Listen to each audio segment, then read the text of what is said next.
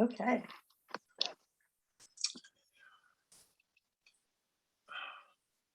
Once upon a time, a bat mitzvah parent, a mother as it happens, sat down on the couch in my office, very, very nervous, white-knuckled nervous, like somehow the equivalent, what I was hearing was the equivalent of math anxiety from this woman who was trying to read the Torah portion of her child as a partner, as a chavruta, and was having a very, very difficult time and was quite thrown by matters that had to do with God, matters that had to do with belief, matters that had to do with faith. And she said, just like the title of this section, perhaps it'll be a long section, of our journey through some poetry and related themes, she sat there on the edge of my couch and she said, "Rabbi, I have no earthly idea about God. I have no earthly idea about God. How am I supposed to help my child? I have no earthly idea about God." And the phrase struck me as being a little bit odd, a little bit funny, very poignant, and very true. And it seemed to me that it was really the root of the problem. I have no earthly idea about God. Not, I have no theological idea about God. I have no philosophical idea about God. None of that. I have no anthropological idea about God. I have no earthly idea about God, is what she said in a kind of, as I said, white-knuckled desperation. No earthly idea. And it struck me that that was exactly what she needed. And that's exactly what everybody needs. That ideas about God don't start as abstractions. What happens when the meta meets the for? What happens when God is both the real thing and also a metaphor, a stand-in for a power greater than ourselves? What happens when God takes on a form and takes on a kind of shape that has hands that are strong and arms that are stretched out and eyes that see, and all of these other things that are part of the biblical palette of colors, the biblical Crayola crayons box? What happens when we have all of these things that seem so real, and we allow them to live in the worlds of mythology, let's say, or story or fantasy? They're very real in Star Wars, but they don't ring true when people try to apply them in some serious and abstracted way to God. So it occurred to me then that it was a question and a quest worth pursuing. I have no earthly idea about God. Maybe there were some very earthly ideas that we should prepare and that would be foundational for us. And so there are a couple of poems that I thought might begin to lead the way. As you can imagine, well, one of the poems on the page that Diane will put up in a moment is a poem by Amichai. And as you can well imagine, there will be plenty of other poems by Amichai, who takes this very, very seriously and takes it image and imagination, swallowing it whole. It is both image and also imagination. It is to be taken very seriously and perhaps not taken literally. It is fact and it is also truth that he's after.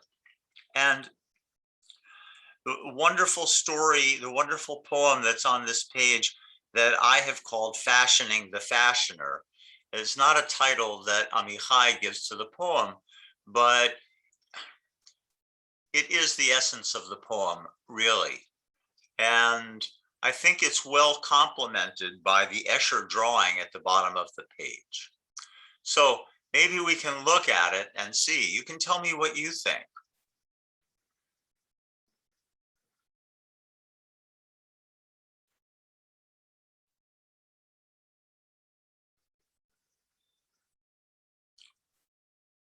Yeah.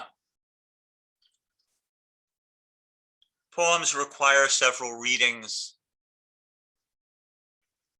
We can make a beginning. Yes. Oh, there it is. I say with complete faith that prayers preceded God. Prayers fashioned God. God fashioned humankind, and humankind fashions prayers that fashion God, who fashions humankind.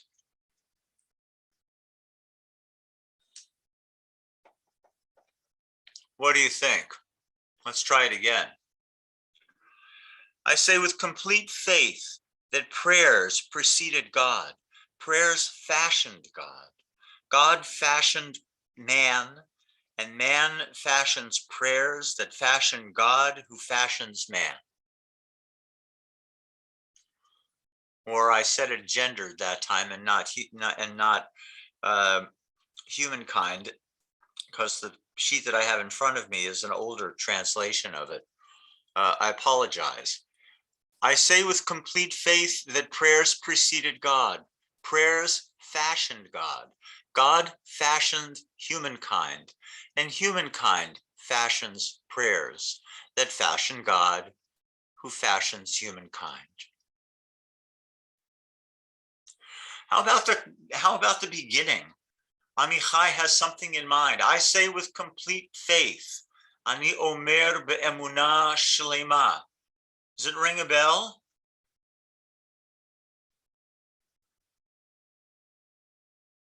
It's the Rambam, right? Yeah. It is Maimonides. It is the statement of 13 foundational beliefs. Ani omer be'emunah shlema. He will say, Ani ma'amin be'emunah shlema. So the poet, out of respect perhaps for the Rambam, or perhaps just a need to vary enough to get under the skin of his audience, refuses to quote Maimonides precisely. But I say with complete faith. What do you think? Is he being serious here? I say with complete faith that prayers preceded God. Prayers fashioned God. God fashioned humankind, and humankind fashions prayers that fashion God, that fashions humankind. Yeah, David. But his endless loop without beginning or end suggests that maybe the 13 principles of the Rambam, we can move from revival of the dead to God as the creator in, to close that loop as well. It would be interesting to try to read the 13 as an endless loop. I wonder if Amakai is suggesting that. How many can you contain in this endless loop? In this Mobius strip, let's say, he definitely has one. Has he gotten your attention, and in what way? What does it mean to say, I say with complete faith that prayers preceded God? Shatfilot kadmu Elohim, that prayers preceded God. Prayers preceded God. Prayers fashioned God. That's an interesting way of getting on the roller coaster.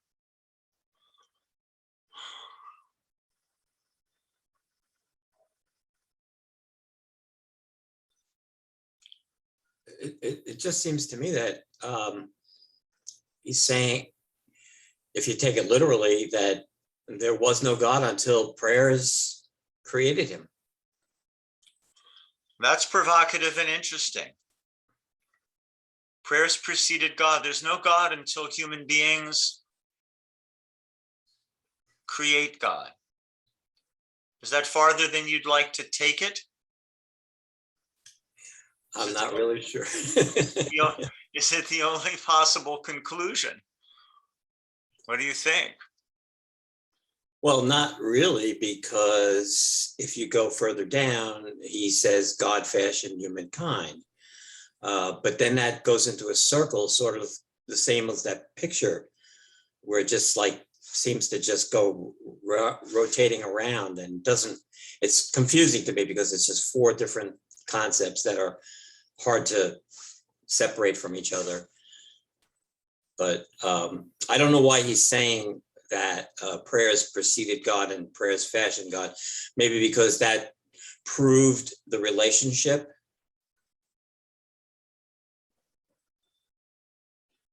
Maybe because that proved the relation. How so? How does it prove the relationship, Jim? Well, there was no communication. The prayers are communication, and a communication of reaching out, and the way that we pray also in our minds, I think, is how God, is to us. I don't know that any one of us has a corner on what God is. So, that's kind of like where I'm heading on that. Aha. Yeah. Do I see a hand? Yes, Sarah. I don't know what to do with the first part. I say with complete faith that prayers preceded God. I have no place to put that. But the rest of the poem describes really my experience of prayer, which is the God that I summon is fashioned by the language that I use, and that's the God that I'm able to receive at any given moment. So in a sense, I'm fashioning the God who then somehow responds to my prayer. But it's a conversation, it's a call and response. I guess it's what I guess I would put it in the same category as what the Kabbalists describe of the arousal from below and the arousal from above, and it's a conversation. Thank you. That's useful. The God that I summon, the God that I call into existence, as though that God didn't exist before I summoned that God into existence, at least not for me. Susan. Yes, I was struck kind of by the mutuality of it. It made me think of quote I've heard various places, but I think originated with Rousseau, that God created man in his image, and man, being a gentleman, returned the favor. And I tend to think of that, especially when I look at that illustration, that's part of the loop that each God and humans, in a way, keep creating each other, and prayer is the conduit. A kind of mutuality there, God and humans creating each other. Like that other text that is below it, which is Escher's Drawing Hands. It's its own text. It is its own poem. Which hand is drawing the other one? Two hands coming off the page simultaneously, drawing one another? What kind of a breath of the miraculous is involved in that? What kind of optical illusion is involved in that? Can we see one as being prior somehow to the other, even just a little bit? I don't think so. That's not the way he created it or the purpose for which he created it. But the optical effect is there of absolute mutuality. Ani omer be'emunah shlema. I say with complete faith. I say with complete faith. Shehatfilot kadmu lelohim. That prayers preceded God.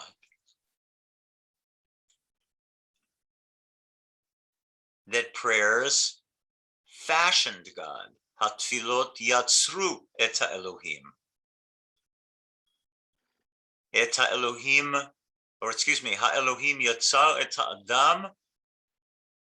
God fashioned humankind. Ve'ha-Adam, and humankind, yotzer tefilot.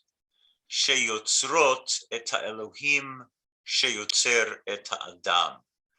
Now we're in that mirror mad barbershop image, worlds away, one mirror reflecting the next, the next, the next, the next. And so it goes. I have no earthly idea about God, that woman, that bat mitzvah parent said to me. I have no earthly idea about God. But she had no permission that was given to her by the poet to say, I say with complete faith, here's my faith. This is a matter of my faith, and in this I join Maimonides, pillars of faith, that prayers came first, that there is a need in the world for something, and I have summoned it. A need in the world for something that I perceive, and I have summoned it. I've told the story before, but I'll tell it again. A number of years ago, I led an interfaith institute in the mountains of North Carolina, and the theme was prayer. And one aspect of the theme was, how is it that we call God? And there was a wonderful Sudan-born, Kenyan-raised imam who was there, who stood up and said, I'm one of those folks who has memorized the Quran. And I stand in a long chain of tradition of people who have memorized the Quran. And I can tell you there are 99 names for God in the Quran. And I can also tell you that when I drove up this mountain in the dark the other night, I found myself using in prayer some of the names of God that I'd never used in prayer before.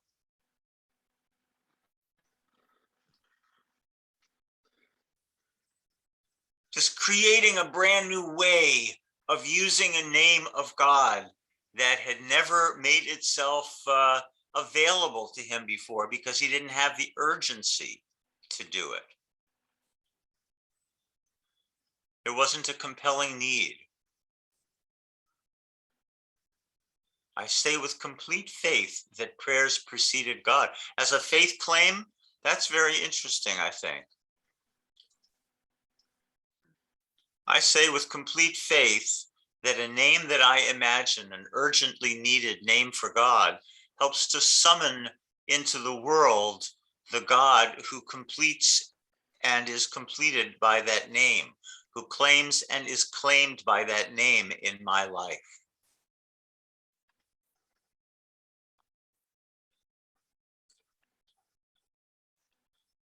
And then the wheel takes over. Having said that, prayers fashioned God. Can you see how that would work? Yeah. Can you see how the prayers that you have that you have spoken that call God into the world, that those prayers actually fashion God from there? They sort of take over the creative process. Susan. Yeah, well, it's interesting. Thank you for mentioning Imam Mulid Ali, who was at that Interfaith Institute. I find it interesting what you told me about how during that ride up the mountain, he was using names of God that were there in the Muslim tradition, but he had before. And that shows how someone, even who was already a firm believer, I remember he asked me, how was it possible to be a Jew and an atheist, which I mean, in Islam is unthinkable, to nonetheless kind of continue to create God, or at least an idea of God, through prayer.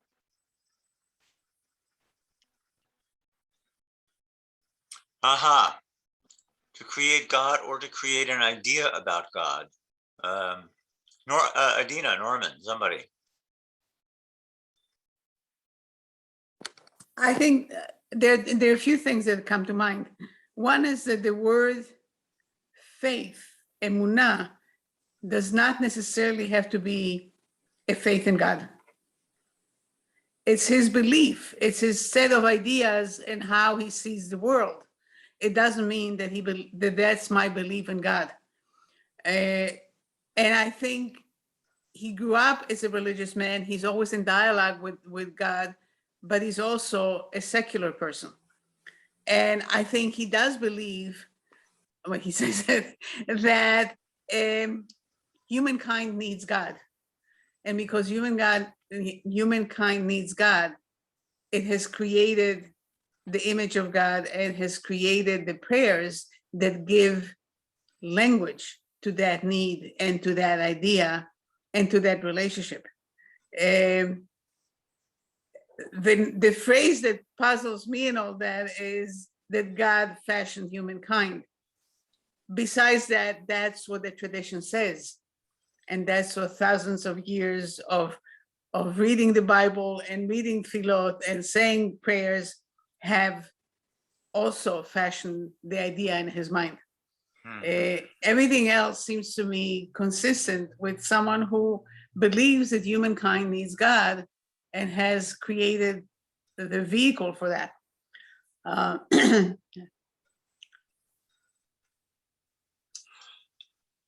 Yeah, thank you. But there's a place where this gets a little bit too frum. It gets a little bit too,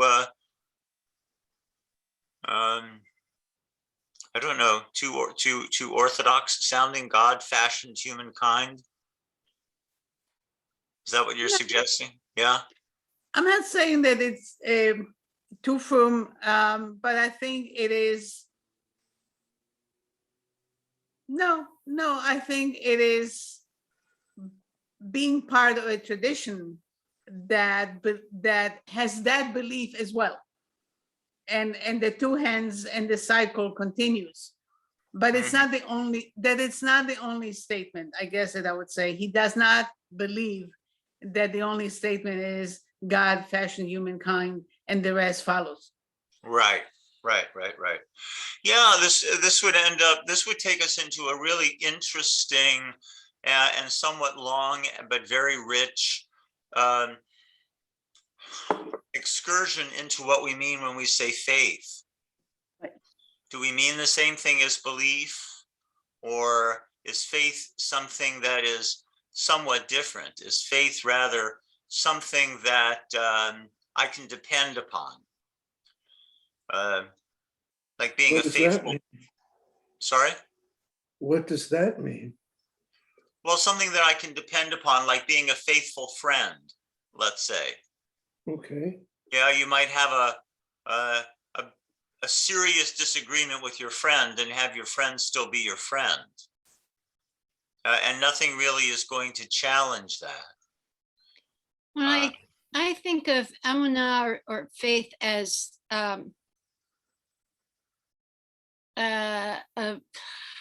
this is not the precise language that I want, but basically behaving as if this is true. Is what? Behaving as though this is true. So I say with that my thoughts and words and actions follow as though prayers preceded God. Mm-hmm. So as a guiding principle, it's not just a thing that you keep in your head. It is something that is determinative of how you think how you conceive of the world and how you walk through the world, how you show up in the world. Mhm. Mhm. And I think this illustration is such a perfect accompaniment to this poem, because I think the point is that all of this is a Mobius strip, and that you can really enter at any point. And the point of starting by saying, I say with complete faith that prayers preceded God, is that if you started at the point in the Mobius strip with the thoughts, as Adina said, that we have taught and been taught for generation after generation, that God fashioned humankind, we might gloss over this other less familiar part of the Mobius strip. That's nicely said. The less familiar part of the Mobius strip.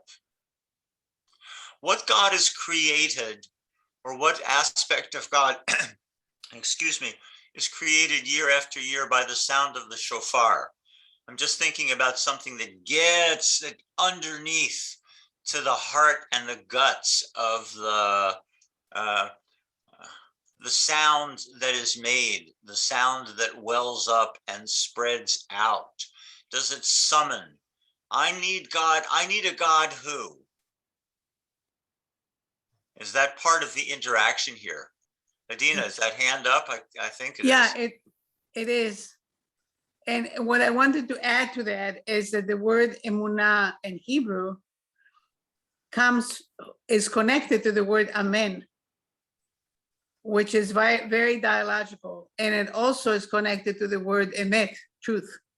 Yes. So it's a strong statement, but it's a statement that has dialogue in it, that has a response to that. And that again creates the need of one for the other. And so it goes.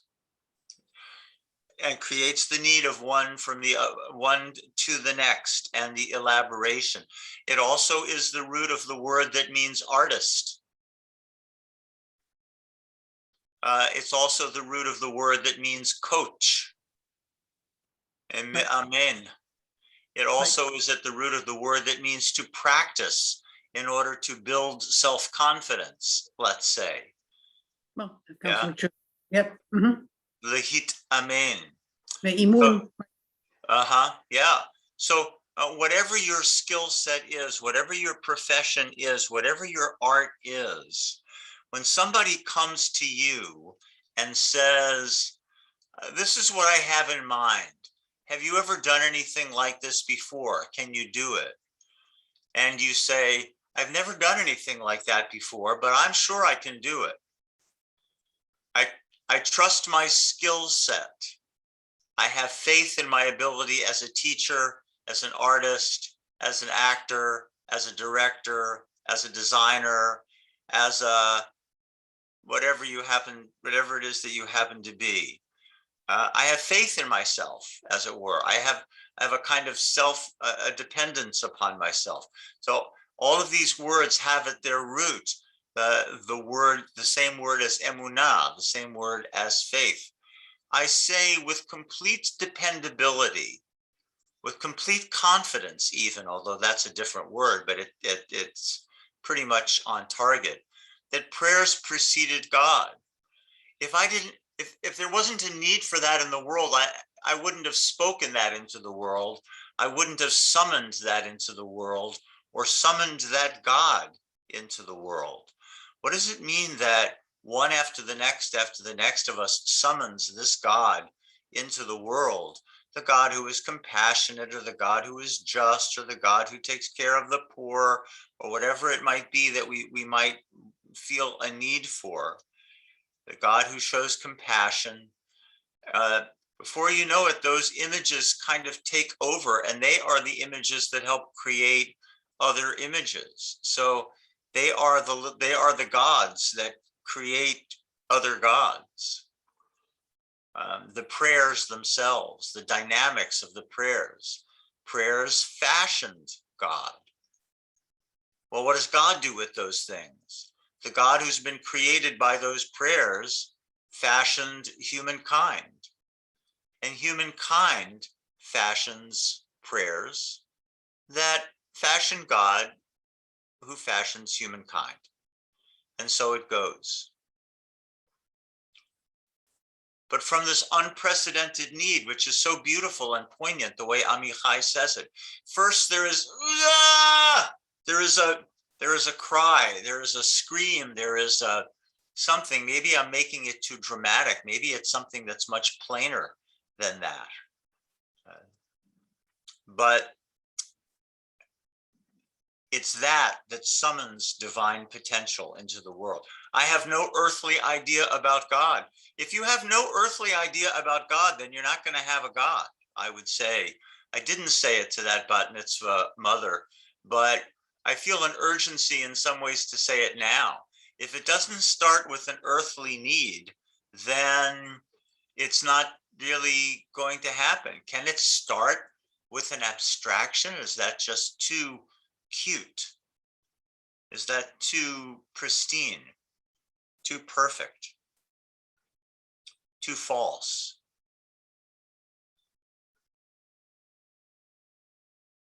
This is not a very long poem. And it's a poem that features the verb yatzar, to fashion or to shape. It is its own kind of artist word. It does mean to create, but it really, I think in a better sense, means to fashion. It means to shape. And we have it a number of times in different forms. Hatfilot yatzru et Elohim. Prayers fashioned God. V'ha Elohim yatzar et Adam. And God fashioned humankind. V'ha Adam yotzer, shall we say present participle, fashions prayers. Sheyotzrot, and now a plural, that the prayers fashion God, sheyotzer et Adam, who fashions humankind. It's a lot of fashioning here, a lot of art, let's say. Have to have an earthly idea about God. It's also a word that contrasts with the word bara, which is the word that only God created humankind in Bereshit, or not just humankind, but created what God created in 6 days. And all the rest is yatzar. No one else bara. No one else bara, that's right. No one else. That verb isn't used for any other kind of creation, dynamic of creation. But yatzar is used, and it's used a lot with artistic shaping and creating in that way. Yeah, very important. So even though the poem is at the bottom of the page, I bring it to you first because I think that there's something foundational about it, that you have to have an earthly idea about God, or the other ideas never rise. Well, what do you think? I feel like I have just dominated the conversation here, but what if we left unspoken about this poem that you would like to speak?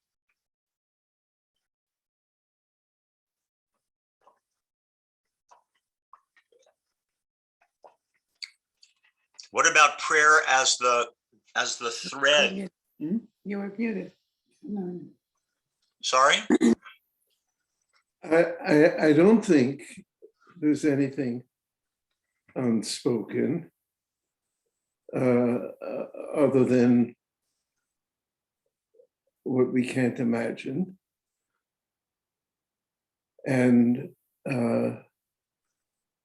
what we can't fathom.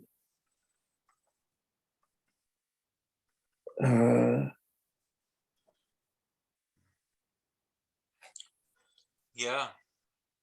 A lot of life is about what we can't fathom.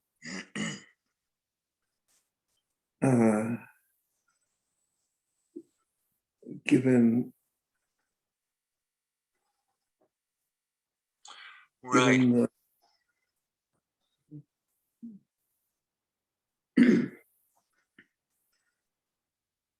given the possibility. And that's its own view about God, isn't it? If you want to say, well, I need a God who remembers everything that has ever happened. So everything that has been forgotten. A God who holds all of that in some breathless alpha to omega wondrous moment that can't really be spoken out. That's its own kind of amazement. And we'll read a poem maybe next time by a Rivka Miriam poem that'll have something to say about that. But yeah, that's its own kind of mystery. I need a God who is a mystery. But that's not what Amichai is saying here now. He's saying that the things that the dynamic of prayer is that it creates something that I know that I need. And prayer, we could say, is that thread, slender and strong, that binds the person who needs to the idea that's bigger than the person herself. So we try to figure out what prayer is and what's God's place in that relationship. You really do need an earthly idea. I have no earthly idea about God. I knew somehow that I was always going to remember that one. Well, Steve, may I say one thing? As I'm reading this over and over, it seems to me, going back to that first line, second line, prayers proceed, I say with complete faith, prayers preceded God. The whole conversation has to start with us. That's what I'm reading from that. And then the wheel starts to turn. Thank you. The prayer conversation. Tuck this into your machzor and take it to shul next Yontif or next time you go to the synagogue. The conversation has to start with me. The conversation has to start with me. If it doesn't start with me, it's not going to start. What are my desires? What are my needs? Yeah, thank you, Jean.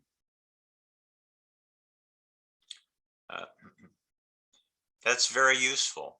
Does that mean that, can you see your way clear to imagining a God who needs your prayers?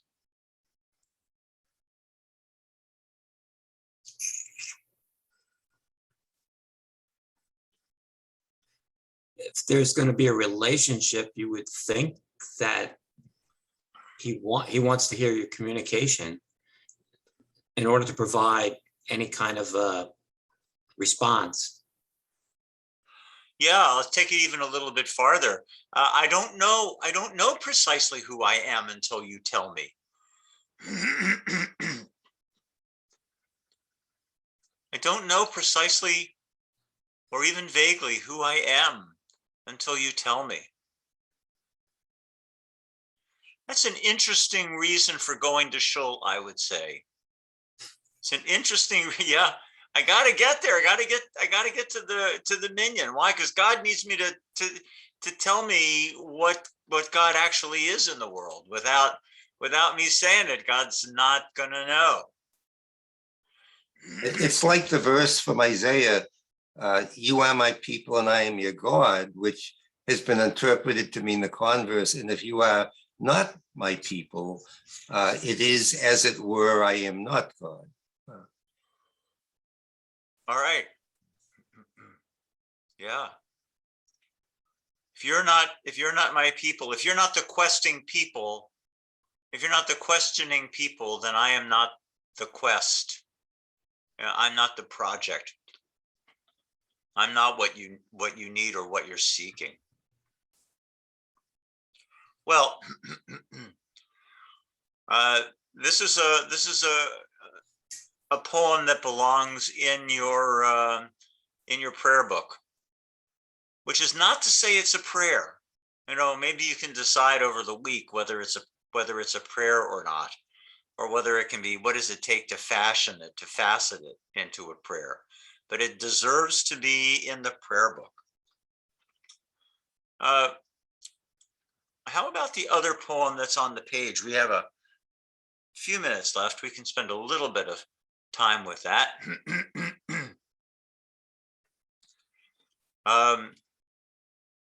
Rivka Miriam.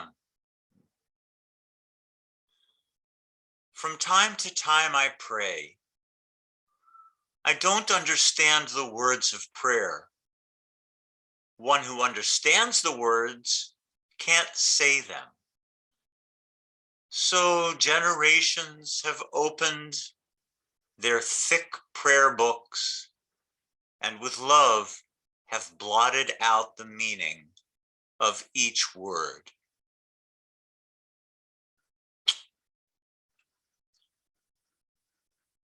ומפעם לפעם אני מתפללת. From time to time I pray. I don't understand the words of prayer. One who understands the words can't say them. So generations have opened their thick prayer books and with love have blotted out the meaning of each word.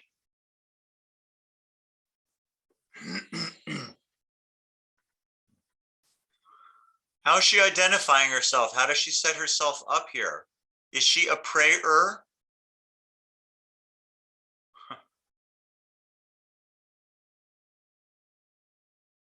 Yeah. And of what sort?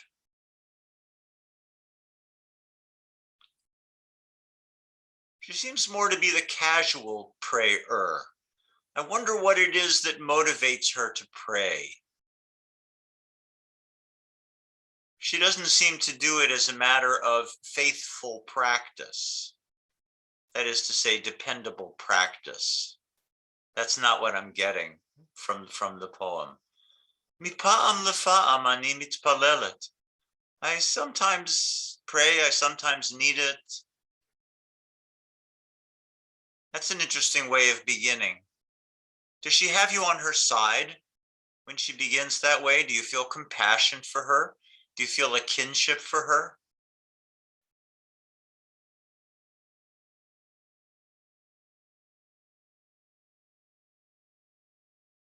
Anybody join her?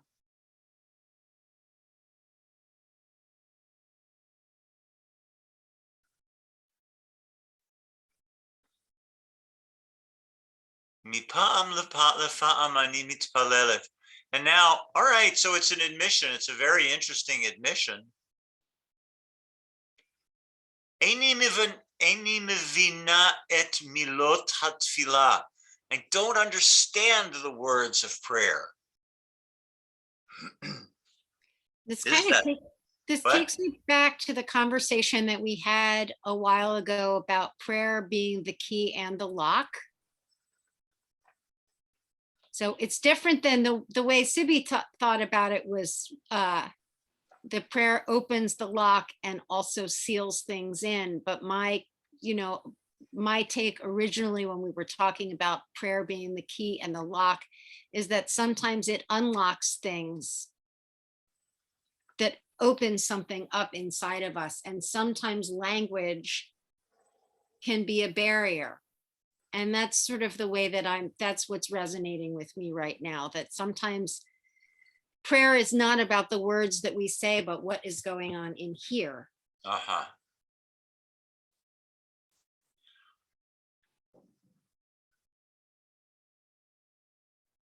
All right, thanks for taking it back there. Eini mevina et milot hatfilah. I don't understand. I don't understand the words of prayer. Well, on some level, that's not right. She's an Israeli. She speaks Hebrew. She understands the words of prayer, but are they the key or are they the lock? Are they so formidable? Are they already what this woman sitting poised on the edge of my couch is saying? I have no earthly idea. There's no way that I can transpose this into the key of my own life.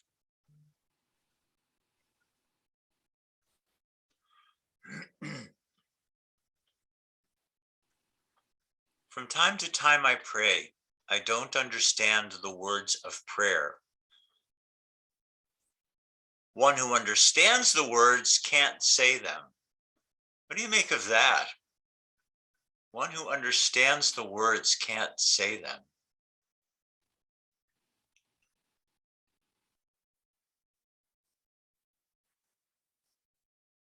Yeah, Medina? Norman was saying it's an ancient problem. I think some of the words of tefillah are hard to take. They're hard to take. They're too. If you don't have full emunah, they seem a little bit. Yeah, for someone who doesn't have full emunah, they seem strange, difficult to believe that God does all those things for good and bad, that God smites, that God punishes, as well as does all these wonderful things. It may be hard.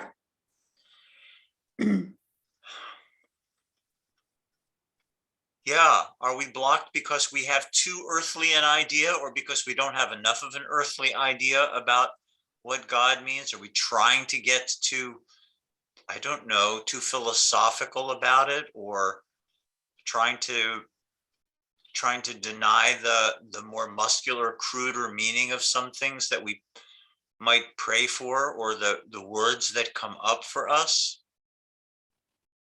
Don't have full emunah.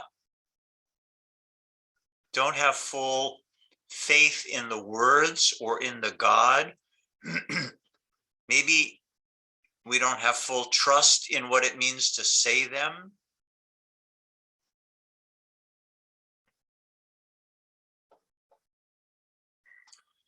We need a little bit more. Yeah, let's say them. I wonder what that would be like. Now I betray myself as being a prayer of a certain kind. Let me say it and see what it feels like. Let me say it and see what it sounds like, where it carries me, where I take it. But she says, Kol bevin milim lo yuchal leomran. One who understands the words can't say them. Oh, I can't say that. You know, it seems like there are plenty of words that we say, even though we don't understand them, because we simply need to say them. Would you agree? I would think it could be the opposite, that there's a saying that those who know don't say, and those who say don't know. So when you say the words, you're demonstrating you don't understand that they can only have meaning as ineffable.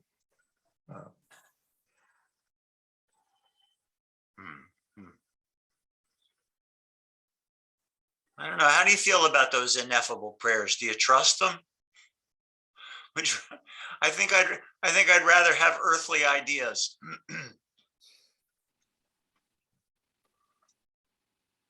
And I want to have earthly ideas. Sarah, why don't you go ahead? You have your hand raised. Yeah, Sarah, thank you. Thanks, Ivy. I think another way to read this is that if we really took in the reality of the God, even the names of God that are in our prayers, we would be in such a state that we became voiceless. We would just become absorbed in we'd be absorbed in another reality where words are not even relevant.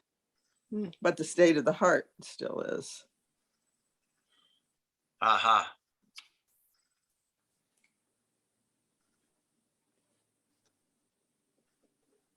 That the words become irrelevant. Yeah, I mean, I can't say that it's a state that I've ever reached in prayer, but yeah, I that's one way to, I think that's one way to read this. Well, yeah, yeah. I would recommend to people, and do recommend to rabbis, that it's not a good idea to say Kaddish Yatom. It's not a good idea to say recite the Mourner's Kaddish in English. It's not going to get you anywhere. When people come to shul to say Kaddish, for you to stand up and say, well, we are a movement that feels thus and such about Hebrew, never mind Aramaic, and we read most of what we read in translation, and we try our best to get meaning out of the vernacular of the language that we speak and that speaks us. And so tonight, consistent with that theme and with that aspiration and holy goal, when we say Mourner's Kaddish, we're going to say it in English. How many phone calls do you think that rabbi is going to get after Shabbos? It's really not in some ways about what the words mean. It's about the sound of them. And some of those words, if you knew what they meant, if you really knew what they meant, like she says in the poem, you wouldn't really be able to say them because they'd already gotten to a level of abstraction or theology, that belief structure that we've abandoned if we ever really had it as individuals. We just don't have it. But maybe on some level, once upon a time, and maybe not that long ago, people did have it. Or people like my grandpa would daven, would say prayers that came trippingly to the tongue, in which he was fluent, but only in the part scored for the voice, not the part scored for the spirit, the soul, or the intellect in that string quartet. Only the parts scored for the voice. He only knew how to say them. And through the saying of them came the feeling of them, but not the meaning of them. Wow, sometimes to go, to penetrate the divide between the pages, and a siddur that has a prayer book that has the Hebrew on one side, and then this deep divide and the English rises up in a swell onto the other side. You can't really go so easily from the Hebrew to the English, or the English to the Hebrew. It doesn't help. It doesn't make sense. And now comes this extraordinary, miraculous moment, that this conspiracy of praying that we get to talk about a little bit more next time. Lachen patchu hadorot sidurehem ha'avim. And therefore, the generations have opened their thick prayer books, uve ahavatam, and with their love, machaku mashmaut kol milah. They have blotted out the meaning of each word, so that we have the words. We have the best of we have the words. And we can curl up in them, or we can find our peace with them. But they have blotted out very specific meanings, that each generation has blotted out specific meanings.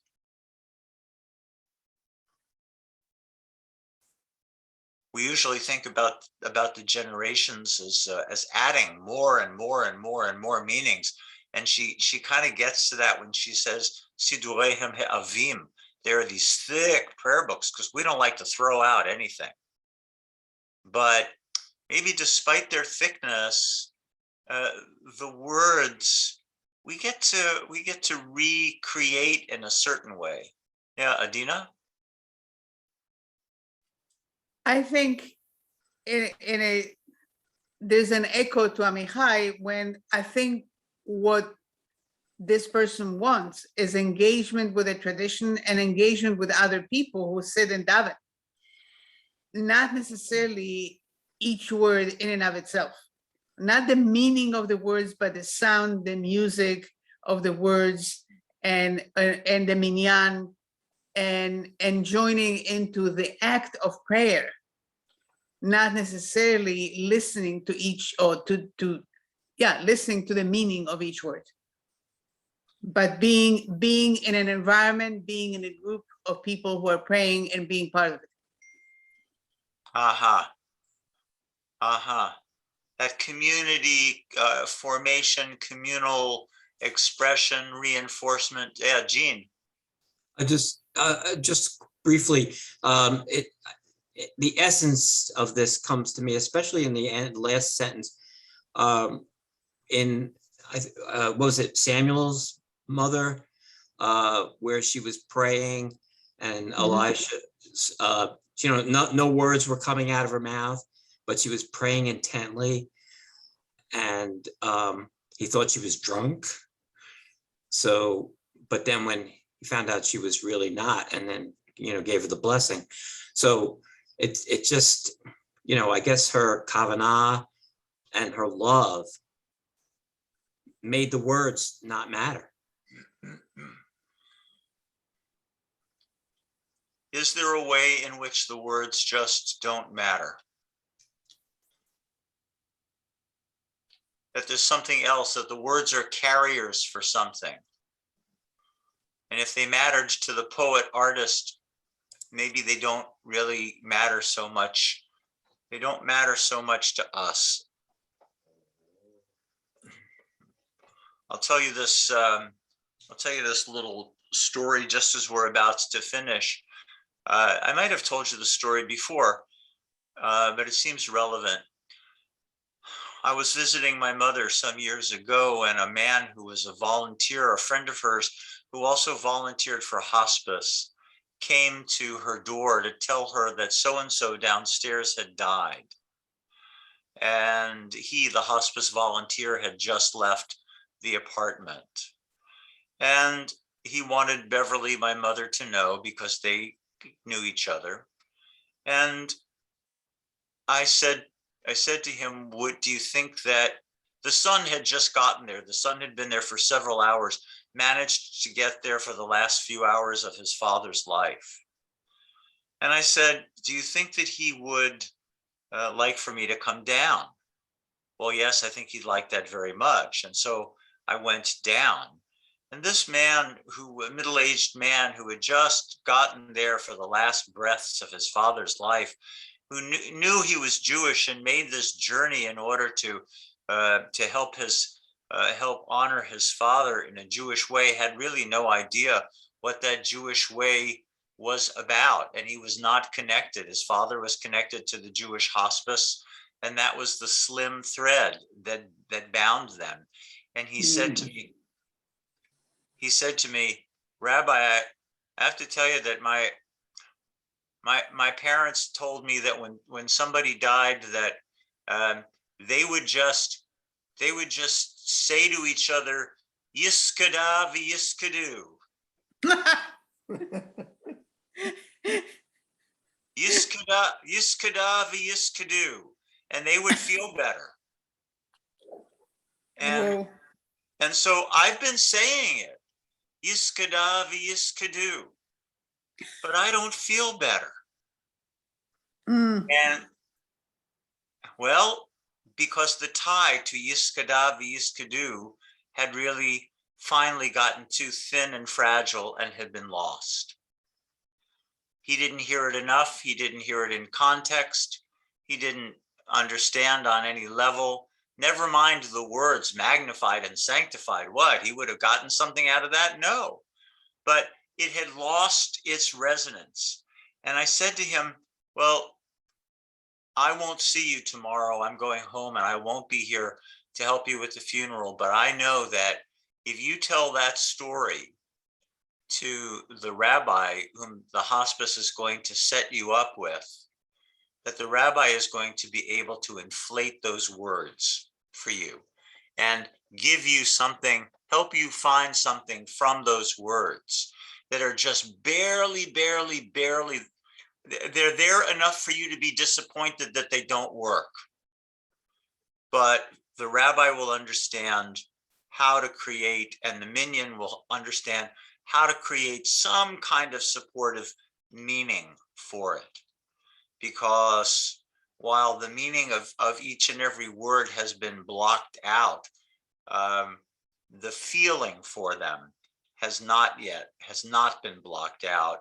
And that you remember this from your parents, it seems has a redemptive quality about it, and you'll see what it's like tomorrow. So we should stop because the hour has arrived, but we will continue with some other ways of talking about how it is that we do this, how it is that we negotiate from the point of having an earthly idea after all.